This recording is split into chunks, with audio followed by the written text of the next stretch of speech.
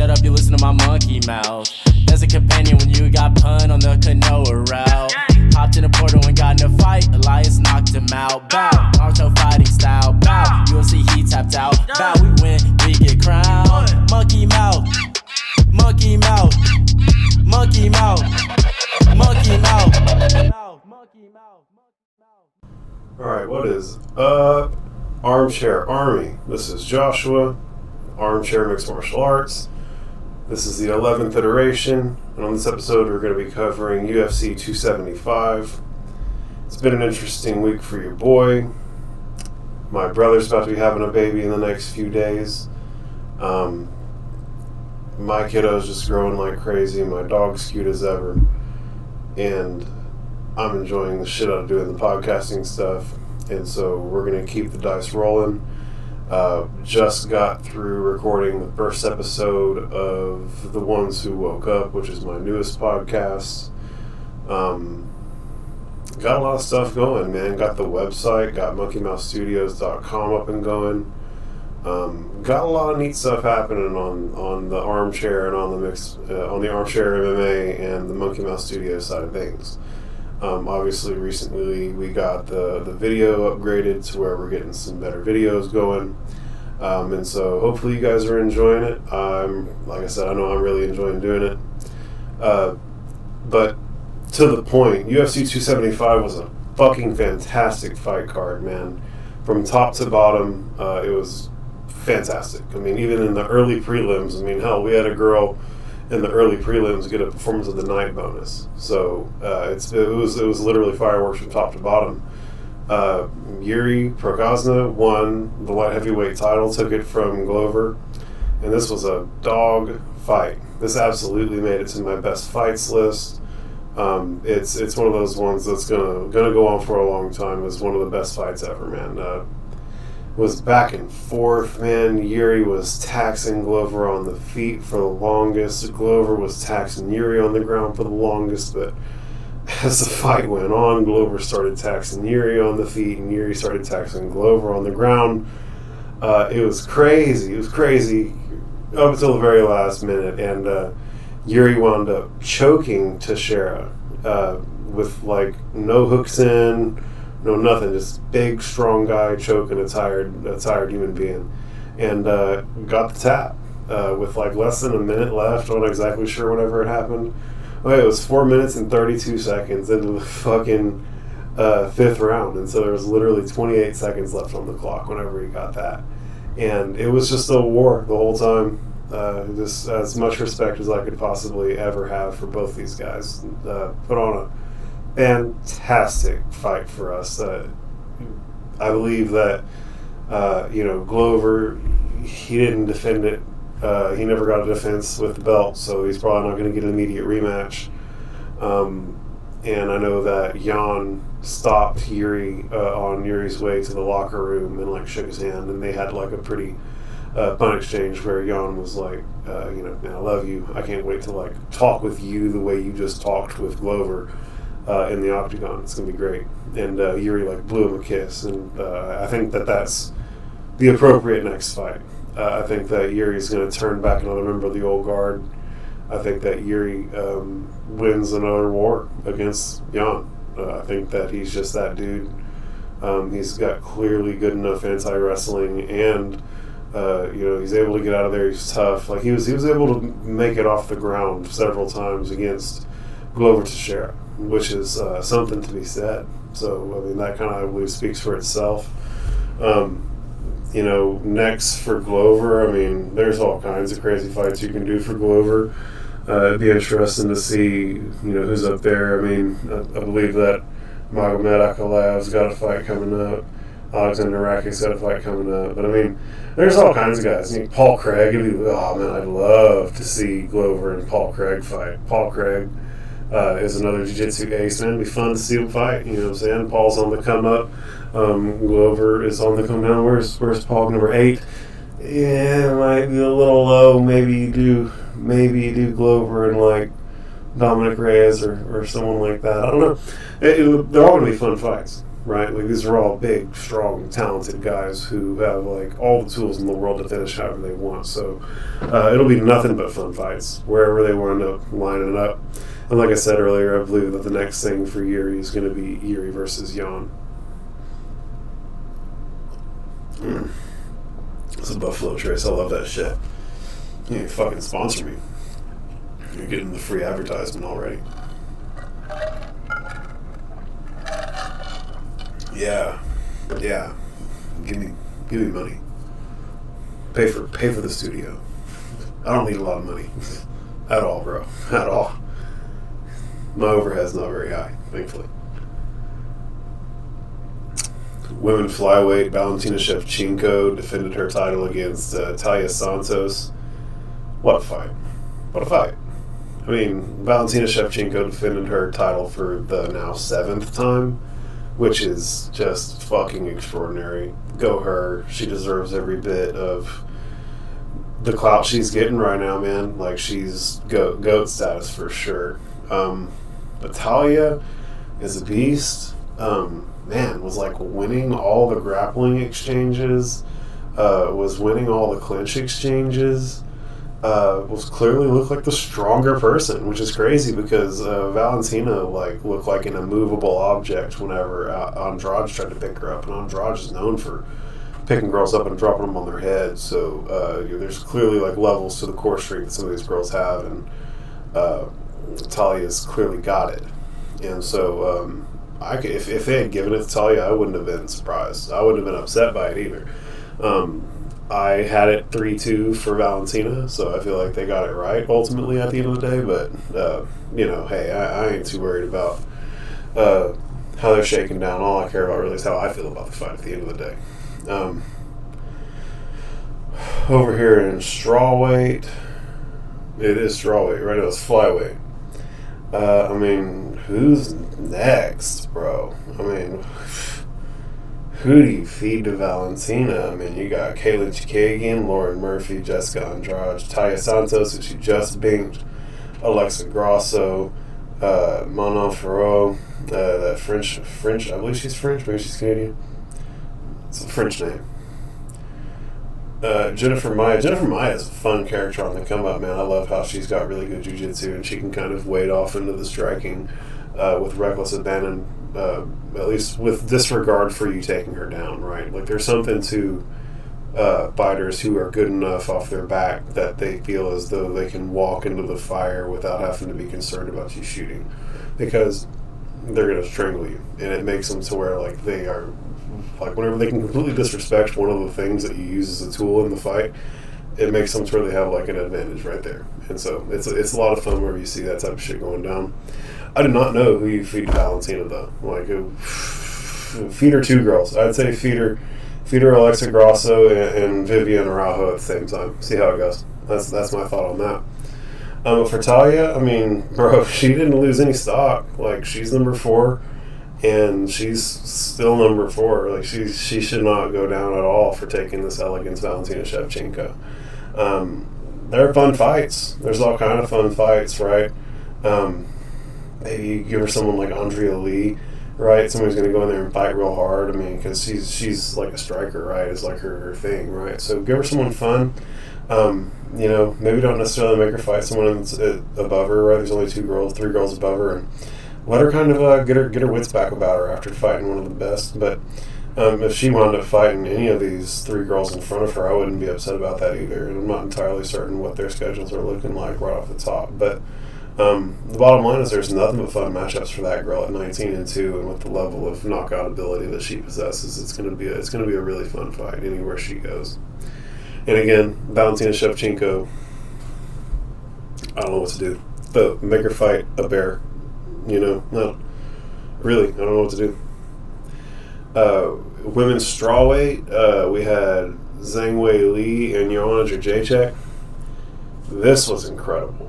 I couldn't believe the way Wei Li put Jędrzejczyk out. I don't think I've ever seen. It's just a hard game, bro. I hate to see Joanna go out face down, ass up like that, man. Like, you always want to see them right off into the sunset with like a W, right? But like this sport is just not friendly like that, man. And I also wasn't expecting it, man. I thought that she was going to definitely have a few more fights to go. Like, I definitely thought she still had a few more fights to go. But, she's talking about wanting to be a businesswoman and all those other things. And she's just grown as a person. She's got other opportunities available to her where she can make more money by taking less damage. And I think that anybody would want to act the way that she's acting. She's cashed out. She's put in some good work. She's a first ballot Hall of Famer. Like, if anybody wants to argue that, we're not going to argue. We're going to fight. She's a legend in the sport. And so all the respect to her. I love that DC gave her all the time in the world to say everything she wanted. Like, there was no, like, pull the mic away energy at all. She deserved her moment, and she was given as much time as she wanted, and I thought that was really dope, and I really appreciate DC and the broadcast team for doing that for her. She's a good girl, and I'm excited that she's going to get to go off and do some big things. I don't think that she's going to trend down at all after retiring. I think that she's got all kinds of influence or viability, with social media and the way things are these days. I think that she's just going to blow up. So I think she's going to continue to do good. I think she's going to parlay her money that she's made and her brand that she's built for herself and parlay into some really cool stuff. Or at least she's going to try, and I know I'm going to be pulling for her the whole time. Man, nothing but bangers on this card. The next fight was Jake Matthews versus Andre Fialho. Jake Matthews was on some video game shit. Dude looked really great. Like, really, really, really good. Like, looked like me on UFC 4 type shit. Sponsor me, UFC 4. I'm talking about your brand already. Fuck y'all. I'm only gonna run ads for my website and my merch. Fucking fuck y'all. Yeah, it's gonna be great. Buy Armchair Mixed Martial Arts gear at MonkeyMouthStudios.com. That we don't have merch yet. We'll get there. There's a store. It's like bullshit. You can't buy anything. But it's there. Click it. I don't know if you click it. Oh yeah, I was talking about Jake Matthews. I fucking digressed into bullshitting. Jake Matthews was a fucking beast, bro. Like, his boxing was out of this world. Literally, it was on like a whole other level. Like, he couldn't miss. I think that one of the commentators even was like, Jake Matthews can't miss type energy. And I mean, he made it halfway through the second round. Andre Fialho did. And he was a tough guy, man. Like, he took a bunch of those shots right on the chin, and like was a tough dude about it. Like, he got to show off his toughness badge, that's for sure. But at the end of the day, man, Jake caught him with a big shot and put him right to sleep. And it was violent. Had his leg like folded up behind him. I'm talking about the scorpion pose or the lawn chair pose, whatever it is, where they drop and their leg pulls back up behind them and they like lean back over it, and you can really fuck your leg up. It's really not what you want at all. Thankfully, they have refs in there who know to like take care of it quickly. Shout out the refs. The refs are like the unsung heroes of the whole deal. Like, they do really good jobs in the UFC. I've been to some local events where I feel like they did not do as great a job as they should have. It makes you really appreciate the work that those guys do at the UFC, up at that level, right? They don't work for the UFC, but they effectively do. And they're doing a good job. Herb, all those guys do a great job. Jack Della Maddalena looked exceptional. Ramazan Ameev looked great. His wrestling was good, man. Like, he was trying to do what he was trying to do, but Jack was well coached, man, and was able to get out of some of the grappling positions he put him in, some of the clinch positions he put him in, and his body work was just out of this world, bro. Like, really, really out of this world. Hit him in the body like several times, and I think he wound up folding him with a big left hook to the liver. And he wound up turtling up and catching like 3-4 big shots to the side of the head while he was turtled up trying to catch his breath. It's crazy, man, how them body shots, bro, they shut you down. Ask DC about it. You take one, you're fine. You take two, you're fine. You keep taking them, you're fine, until all of a sudden you take one and you're not fine anymore. And that's what happened to him, is he took one too many and he suddenly was not fine anymore. at all, and he had to turtle up, and Jack was not about to let him off the hook at all, and Jack got the finish. Halfway through the first round. So, really, really exceptional performance. Really happy for the guy. Buffalo Trace, man. Let me tell you. On the prelims, Sungwoo Choi lost a 3-round decision to Joshua Culibao. And this is a real fun fight. They banged the whole time. I enjoyed it sincerely. Mahashate, though, man, with a incredible, like, drop you on your face asleep type of knockout over Steve Garcia. Keep an eye out on Mahashate for sure. He's someone who I have a lot of stock in, especially after what he did last night. Brendan Allen got a 3-round decision. He's always good. He's always good. Like, good everywhere the fight goes. Reminds me of almost like a Leon Edwards type, if that makes sense. How Leon's good everywhere. You don't gamble on Brendan Allen losing, because there's nowhere where there's any like exploitatively bad place for him to be in the octagon ever. Things that could happen at middleweight. I mean, I don't believe he's ranked at all. So I mean, if he was to do something, he'd be fighting someone at the end of the rankings, right? Andre Muniz, Chris Weidman, Edmund Shavazian. Chris Weidman's probably still out with his fucking leg being blown apart. It's Brad Tavares up there, but I mean, I don't even know where he's at in the rankings if they feel like he needs to be fighting anybody in the top 15 yet. But I know I got a lot of stock in him. The guy's really good, and I wouldn't be upset if they gave him someone in the top 15. Then the only other fight I want to talk about on this card is Sylvia Gomez Juarez. Wow. We're talking women's strawweight. Girls packing pop, bro. I mean, literally beat Liang with a single right hand. Like, everything else was academic beyond that, right? The left hook that put her like down on the ground entirely was like for the scholars to talk about, for me to talk about. You know what I'm saying? That's it though. That right hand, that 1-2 that she did whenever that girl was walking in on her, was a pretty fantastic fight-ending sequence. So really, really good on her. So again, UFC 275, great card. I enjoyed it from top to bottom. Literally, we had a girl in the early prelims win a bonus. So, and then the fight night ended on Yuri choking out Glover with 28 seconds left in the 5th round. So I mean, literally from start to finish, it was pure fireworks. But now we're going to take a look back at the fights that happened between 274 and 275. And so there was a Jan Blachowicz versus Alexander Rakic fight card. Blachowicz got the TKO in the 3rd round, a minute and 11 seconds into the 3rd round.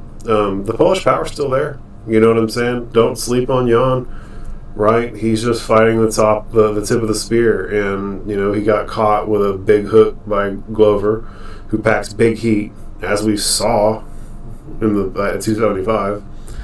And I believe he's next in line. He turned away an up-and-coming Alexander Rakic, who is a beast. And so, yeah, I think he absolutely deserves the next shot against Yuri. And we're going to see how that goes. Ryan Spann, Superman, got the submission over Ion Cutelaba. Just such long arms, bro. Locks up chokes from weird spots. And so good on him. It'll be interesting to see what they wind up doing with him. I don't believe he's about to be fighting anybody in the top 15, but we can talk about the bottom guys in the top 15 there. We got Dustin Jacoby, Jimmy Crute, Johnny Walker. Oh, Ryan Spann, there he is. Okay, so he's number 12. Excuse me. I guess typically I see the stat here on my little notes, but I guess I made a mistake on my notes, so I'm sorry. Superman Spann, you're number 12 right now. And so Nikita Krylov, Jamahal Hill. Oh man, Jamahal Hill is a fun fight for him. That would be great. Volkan Ozdemir would be a fun fight for him. Dominic Reyes would be a fun fight for him. The only really one I wouldn't want to see him in would be Paul Craig, just because Paul Craig's so fucking mean with that BJJ, bro. I don't want to see anybody who I like fight Paul Craig. He's gonna break your shit, like for real. He'll fucking break your arm or choke you and hurt your fucking ego, bro. Like that guy's a problem. Let me tell you, he's a problem. But I'm here to talk about Ryan Spann, not fucking fangirl about Bear Jew. But yeah, I mean, there's plenty of options is the bottom line, right? There's nothing but killers lined up ahead of him who are all working towards the top as well. And I think John Mahal Hill would be the fight that I'd want to see. I believe I saw something that showed that John Mahal Hill had a fight coming up, and I can't remember who it is. If it's Ryan Spann, I'm going to be fucking elated, is the bottom line. Beyond that, we had Davey Grant got a TKO a little under a minute into the third round over Louis Smolka. Davey Grant got a lot of pop. I mean, it's kind of a salty record, but who doesn't have a salty record in the UFC these days? And so, things that are happening at bantamweight right now are... You got Rafael Alonso, Jack Shore, Sean O'Malley, Ricky Simon, Frankie Edgar, Pedro Munoz, rounding out the bottom third of the top 15 over there. And so, if they feel good about him, he could probably go up and fight any of those guys. But honestly, I don't know if he's on that level yet. These guys are all like really, really fucking badass. Honestly, Sean's probably the most suspect out of them all, and he's fantastic. Oh, I don't know. Frankie Edgar might be even more suspect now. Frankie Edgar's chin's gone. At least it seems like that. God forgive me for saying that. I love Frankie Edgar. I've been a fan for years, but it's been rough, man. It's been rough. I keep hoping they give him someone kind of lower in the rankings so that he can get a good rebound W. We're going to see if they ever decide to do that or not. Caitlin Chikagian won a 3-round decision over Amanda Ribas, which I was expecting, right? Caitlin Chikagian's hands are fucking fire. That's all we're going to talk about on that card. The next card is UFC Fight Night, Holm versus Vieira. And Caitlin Vieira got the 5-round decision over Holly Holm. I did not agree with this. I thought it was bad. I thought it was a real bad decision. I didn't agree with it. But, I mean, even DC, I think DC was like, man, there's a judging convention coming up here soon, and I can't wait to go so I can learn how to watch mixed martial arts. Because he picked it wrong, and he felt pretty strongly about it. Michelle Pereira got a really fun win over Santiago Ponzinibbio. Dogfight the whole time. Santiago's a little more technical, but was throwing loopier punches. Michelle was throwing straighter punches down the middle and like teep kicks up the middle, and I think that like teep kick up the middle was probably one of the big differentiators. But Santiago was throwing some really, really good leg kicks and stuff. So they both look good. I have nothing bad to say about either of them, man. Michelle Pierre is ranked number 14 right now, and so there's fights like there's guys like Li Jilang, Geoff Neal, Michael Chiesa, Neil Magny, Sean Brady, Jorge Masvidal. That's probably as high as he's going to get to reach. I mean, you could go as high as Stephen Thompson, Vince Luque, but we're all the way up to number 6 at that point, and he's number 14. So he'd probably land somewhere between number 13 and 8 in his next fight if I was to gamble. They're all fun fights, right? Sean Brady's a beast. I think he's like a real problem. Like a real problem. We're going to see where he winds up landing. Neil Magny's like tying GSP for the number of wins in the division type shit, so he's obviously a problem. Jeff Neal, Hands of Steel, fighting out of Dallas, Texas. I'm always going to be pulling for him. Texas pride, you know what I'm talking about? Lone Star State. But no matter how they wind up going, I think that it's going to be a fun fight, right? Michelle's always a fun fight. That's just the bottom line. He's just now even reeled it in to where he's like holding it together. Chidi Njokwani or Njokwani. Chidi Njokwani. Excuse me for butchering that. God damn. Trying my best here. I got a 1A high school football fucking education, bro. I was like, get him through so he can play offensive tackle type of education. But He got a fascinating knockout with about 12 seconds left in the first round. It was emphatic. The dude is on the come up. They're expecting a lot of really, really big things out of him, and as am I. He's a fun fighter.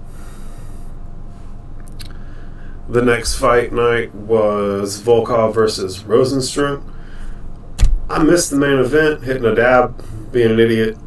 I didn't think these guys usually start slow. I was expecting it to be a 25-minute bore fest, but it was not. Alexander Volkov, I mean, I've gotten to see the fight. It was 2 minutes and 12 seconds. And, Alexander Volkov's good. Like he packs maybe a little bit more heat than I gave him credit for. Yeah, it was great. I mean, the way he finished him, he hit him and he knocked him against his cage and stormed him and was just too much. And so what I would expect to be next for old Volkov, I mean, man, he's got to fight someone up the chain a little bit, probably, right? Because he just got the W, so he's now, I mean, he might have one more gatekeeper fight blocking someone from coming up before he gets to fight someone up there again. But, I mean, he's kind of middle of the pack in terms of the top 15, so you might, I don't know if you want him to be really doing too much gatekeeping. So, I mean, they're fun fights, right? I mean, Curtis Blades, Tom Aspinall, Tai Tuivasa, Stipe. There's always John Jones floating out there at heavyweight these days, but I don't think that he's anywhere close to getting a John Jones fight or Stipe or Cyril. So, I mean, it's probably like Tom Aspinall, Curtis Blades, maybe a Chris Dawkins. Who knows? But I know I'm a big Alexander Volkov fan. I mean, I came in like, he's going to be a fucking 5-round bore fest. The point is that he's a technical striker. He's a really, really good striker, and he'll pick and choose his shots and not get hurt. And he's gonna win the fight. Typically, he was who I had picked to win the fight. But you can't ever really count out Biggie Boy, considering how he literally hit Hoster over him with a hand grenade to the face. So at any point, Jairzinho can win the fight, and so that made it really kind of iffy. Movsar Evloev got the 3-round decision over Dan Ige. Dude's 16-0 for a reason. Guy looked faster, crisper. I'm a big 50K Dan Ige fan. And, yeah, Evloev, was that dude that night. They're over in featherweight. Let's see what's happening in featherweight real quick.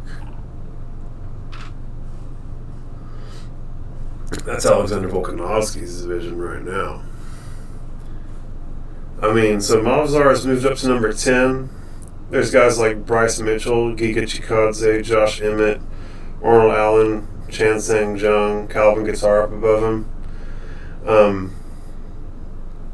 Man, a fight like Giga would be a lot of fun. Giga would be fun. I think that Movsar fancies himself a wrestler, so I mean, Bryce Mitchell could be a fun fight, right? Bryce Mitchell's a real fun dude, a real fun fighter. But they're both on the come up, right? I don't know if you'd want to, at 9 and 10, have them knocking each other off. You'd want, 10 fighting someone between 7 and 5, and 9 fighting someone between 6 and 4 in a perfect world in Josh's world, right? So, if it's a perfect world in Josh's world, he's fighting someone between Josh Emmett, Arnold Allen, Chen Sang Jung.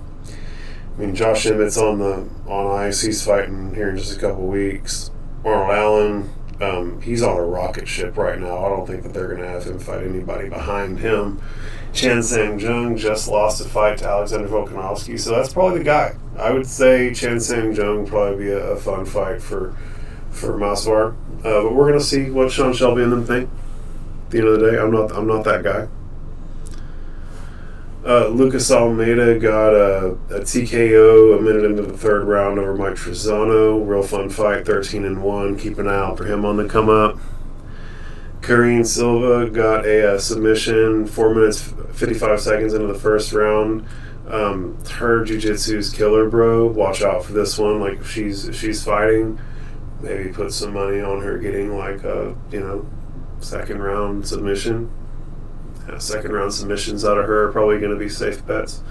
I mean, that's not a safe bet to pick literally the finish and where it's going to go with the parlay on. It's going to be nice. If you nail it, you're going to be drinking Buffalo Trace on me. Sponsor me. This shit's good.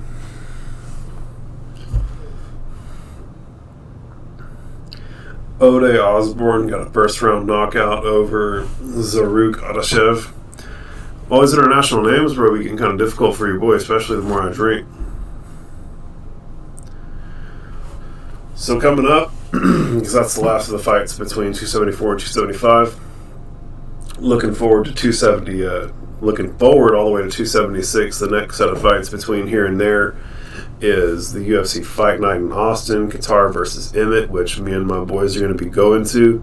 My birthday is the 20th, and it's going to be happening on the 18th. So if you catch me down in Austin, we're having a good time. Fuck with me, you know what I'm talking about. But it's headlined by Calvin Qatar and Josh Emmett, and this is going to be a crazy fight. Like, I'm not going to be missing that one. It's going to be a standing room only. You can probably guarantee that much. Josh Emmett packs all the heat in the world, only 17, only 2 losses, bro. So, yeah, he's a tough one, bro. Ain't no telling how the fight's gonna go. Calvin Qatar's probably like got the tighter punches and the more like rounded stand-up game, but Josh Emmett's the better wrestler and packs more heat. So it's like an interesting matchup, right? Like a really, really interesting matchup, and I think that. Everyone, you know who's going to win? The fans. The co-main is Donald Cerrone and Joe Lozon, which is fun, man.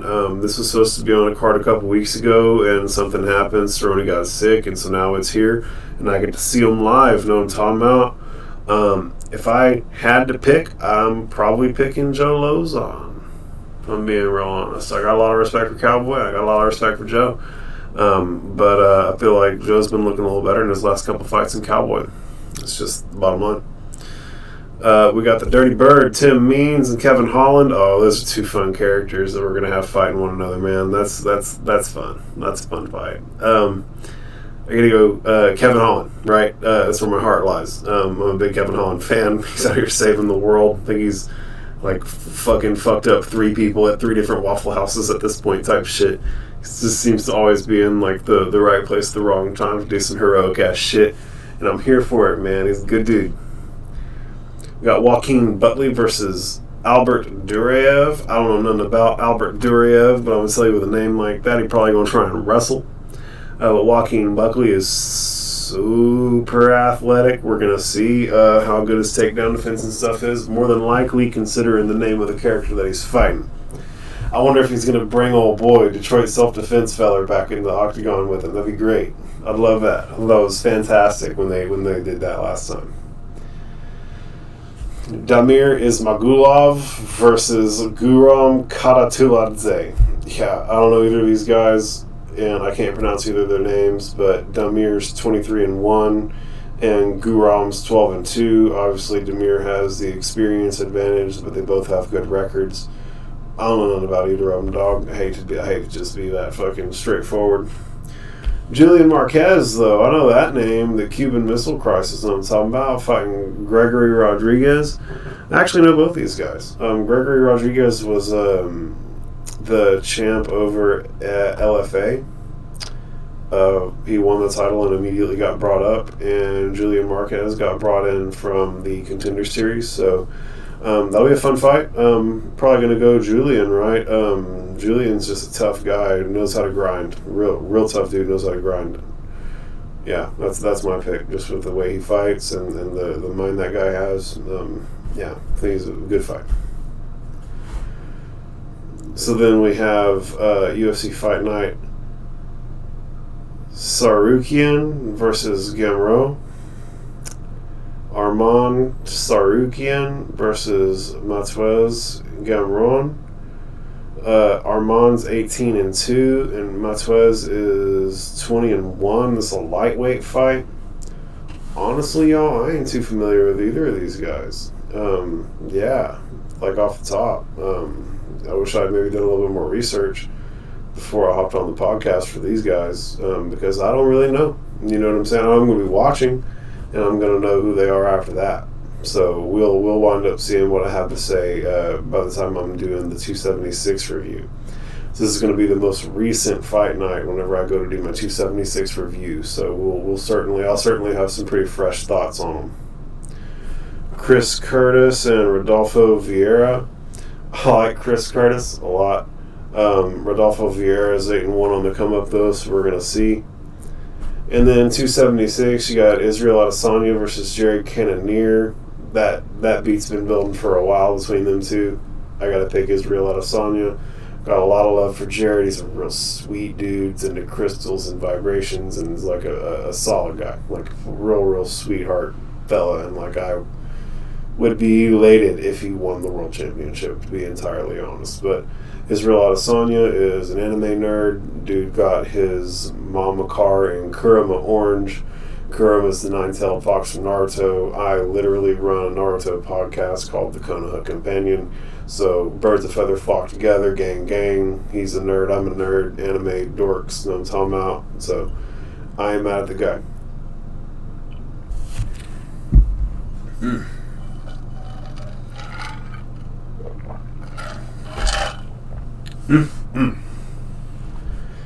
Yeah, Alexander Volkanovski versus Max Holloway. God, I hope Max Holloway gets it done.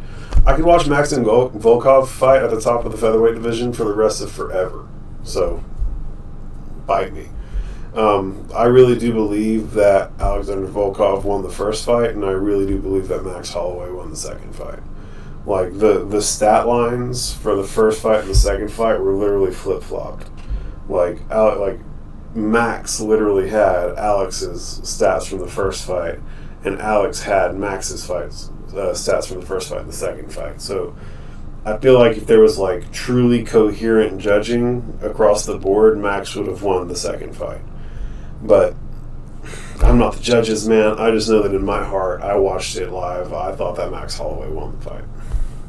Maybe I'm a fucking bopper, though. I will admit that I'm a fucking Max Holloway ultra bopper. Sean Strickland versus Alex Pereira. I can't even say fucking Sean Strickland's name without laughing. He's such an alpha Brad fucking dork. I can't get enough of him, bro. He's talking shit about people on TikTok.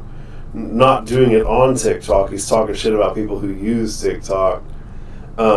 He lives in like a fucking rundown one bedroom, like just piece of fucking shit, here to train and whoop ass.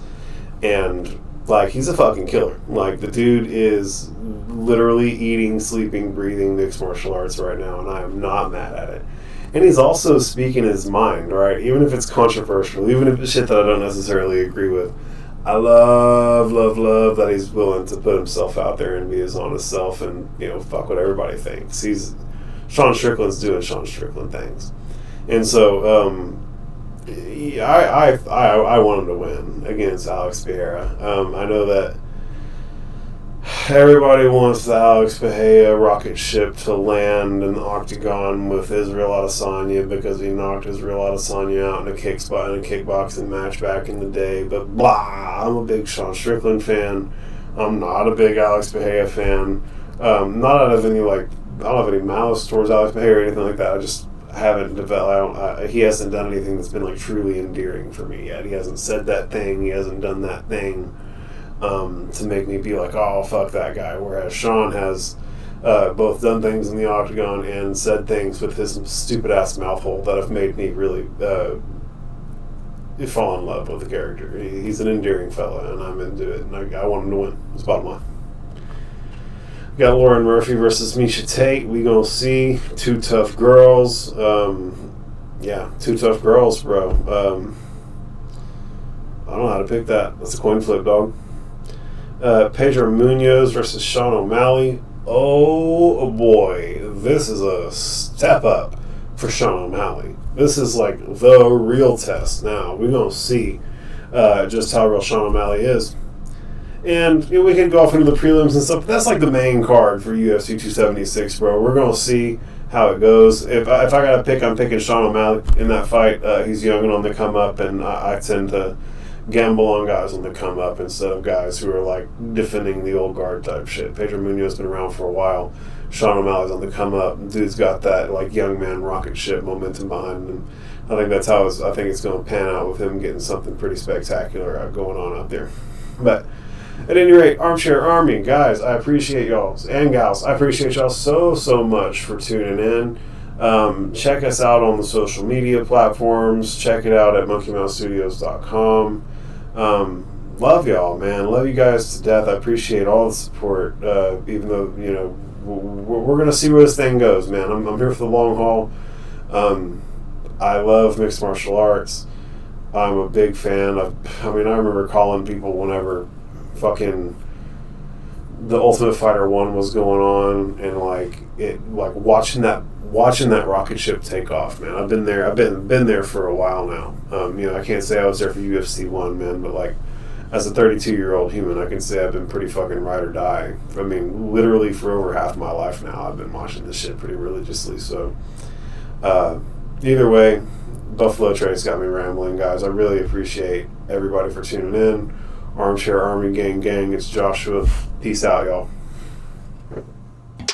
Monkey mouth, monkey mouth, monkey mouth, monkey mouth.